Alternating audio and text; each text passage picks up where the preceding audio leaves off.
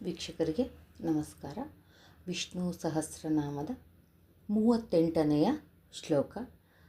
ಪದ್ಮನಾಭೋರವಿಂದಾಕ್ಷ ಪದ್ಮಗರ್ಭಶರೀರಭೃತು ಮಹರ್ದಿರುದ್ಧೋ ರುದ್ಧಾತ್ಮ ಮಹಾಕ್ಷೋ ಗರುಡಧ್ವಜಃ.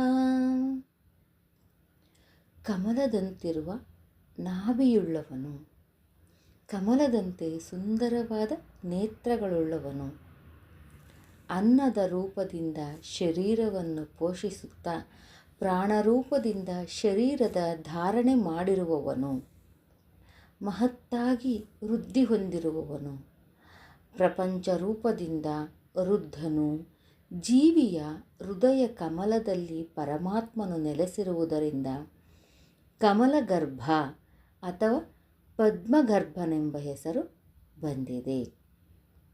ನೋಡಿದ್ರಲ್ಲ ವೀಕ್ಷಕರೇ, ಇದು ಪದ್ಮನಾಭೋರವಿಂದಾಕ್ಷ ಪದ್ಮಗರ್ಭ ಶರೀರಭೃತ್. ಈ ಮೊದಲನೇ ಲೈನನ್ನ ಒಂದು ಅರ್ಥ ಇಷ್ಟು ಚೆನ್ನಾಗಿ ಕೊಟ್ಟಿದ್ದಾರೆ. ಪದ್ಮದಂತಹ ನೇತ್ರಗಳುಳ್ಳ ಸುಂದರವಾದ ಕಮಲದಂಥ ನೇತ್ರ ಉಳ್ಳವನು, ಕಮಲದಂತಿರುವ ನಾಭಿಯನ್ನು ಉಳ್ಳವನು ಅಂತ. ಇದಿಷ್ಟು ಒಂದು ಇದು. ಪ್ರಪಂಚದ ರೂಪದಿಂದ ವೃದ್ಧನು, ಜೀವಿಯ ಹೃದಯದ ಕಮಲದಲ್ಲಿ ಪರಮಾತ್ಮನು ನೆಲೆಸಿರುವುದರಿಂದ ಈತನನ್ನು ಕಮಲಗರ್ಭ ಅಥವಾ ಪದ್ಮಗರ್ಭ ಎಂಬ ಹೆಸರು ಬಂದಿದೆ ಅಂತ ಎಷ್ಟು ಚೆನ್ನಾಗಿ ವರ್ಣನೆ ಮಾಡಿದಾರಲ್ವ ಈ ಒಂದು ಶ್ಲೋಕದ್ದು.